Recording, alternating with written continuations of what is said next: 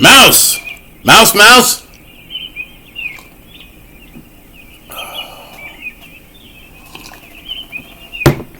Yep, them birds are really chirping. There's a reason why they're chirping. Bam! Look at this. Glock. Gee, I wonder what's in it. Let's open it. Snap, snap. And voila! Look at that. Complete with 2 magazines, a mag loader, a bore brush, and another doohickey, I don't know. A set of instructions. I'm not going to go in that. I tossed that firearm lock because it's a paperweight as far as I'm concerned. I still got plenty of ammo for this 10 millimeter. I got enough. Now, what do I know about this gun? Well, I put the Ruger, rubber bands. I don't distinguish a 9 millimeter, which is Tommy Lee Jones, to this one. I already named it. I'll tell you in a few minutes. Ooh, got eye boogers in my eyes. Mouse.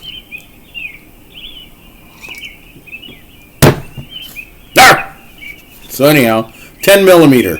I know tons about it. You know why? Because I haven't fired it yet.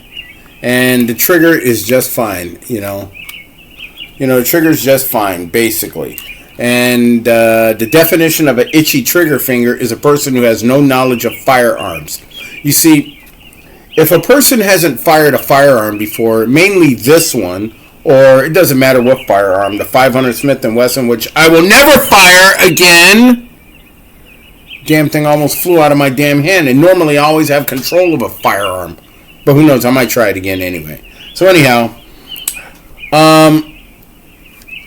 some people might disagree with me about this. It's like, oh, you don't know anything about a firearm until you fire it. I like to have a preview of the firearm before I fire it. So without further ado, wham, tabs, then bam, pull the trigger. There you go. Here's the thing with this. I know, you see, before you even fire a weapon, know the inner guts of it. Recoil spring, barrel, slide, fire. Burped. Firing pin block right there. And it makes the firing pin protrude.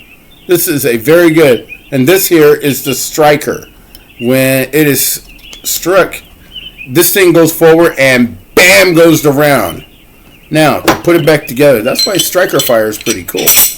Hammer fire is even better, but, striker fire really sends a statement.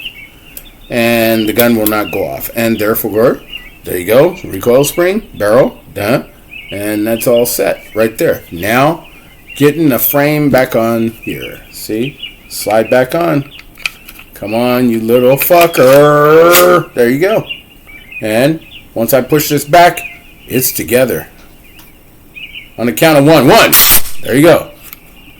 10 mil. Oh, I pulled the trigger. God damn. This thing, touchy little bitch, ain't it? So, this is a 10 millimeter. I got this out of necessity. Because say like if I go into the woods and say like a grizzly comes charging at me, this right here will give them a moment of pause. 10 millimeter is no joke. This is a good firearm. Very good firearm. I know tons of it about it. I know the safety procedures on this gun. I can't pull this trigger right now unless I depress this and then bam, it can be fired.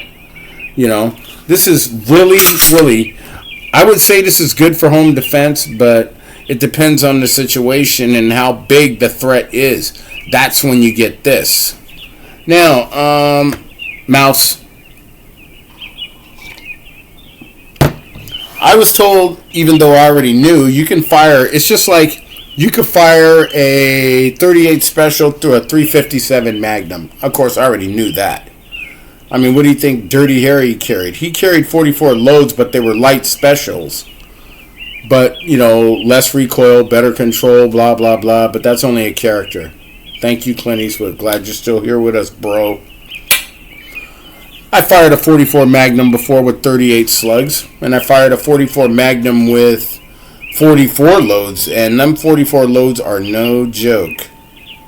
Boy, them shits really kick up. But anyhow, it's not advisable to fire 40 caliber out of a 10 millimeter because the rifling is about the the rifling for a 40 is about the same for a 10 millimeter, but the thing is, it's like it's only made for 10 millimeter, and if you fire it and it has to eject the round, it'll eject it, and it has about the same power. But this thing right here called the extractor will wear out over time. The extractor. And we don't want that happening, even though extractors are cheap. Mouse. Keep chirping, birds. Chirp, chirp, chirp, chirp, chirp, chirp. You know, don't fire a 40 out of a 10 millimeter. Just fire a 40 out of a 40. Stick to the base 10 millimeter, because number one, it will cause you no problems as long as you do the proper gun maintenance, and you don't have to worry about barrel wear. Because you fire 10 millimeter out of 10 millimeter, then you get a smooth shoot. You fire a 40, you'll get a smooth shoot, but, well, if you fire 1, 2, or 10, it won't matter. You won't mess up your gun. But over time, if you keep firing 40 thinking, oh, I'm going to save myself a few bucks, yeah, those few bucks will turn into a few $100 if you ruin it. Then you may as well just use the gun as a paperweight. So, don't fire 40 out of your 10 millimeter.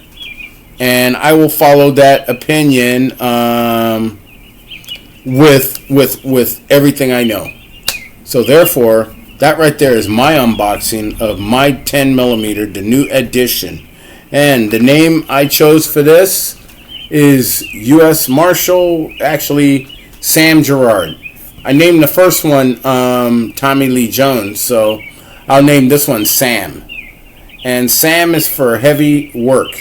If something seems a little big, I better make sure that the 10 millimeter is on standby. Say like if a grizzly bear comes knocking at my door, you're dead, Yogi. Boo-boo ain't gonna back you up on this one, bro.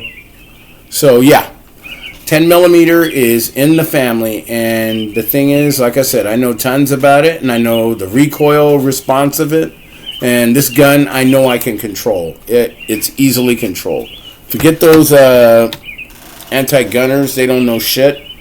And you know, the thing is just, if you purchase a 10 millimeter, you know, treat it with love, and that's what I'm doing. So anyhow, YouTubians, this has been the unboxing of my 10 millimeter, aka Sam Gerard. And Sam, welcome Sam to the family.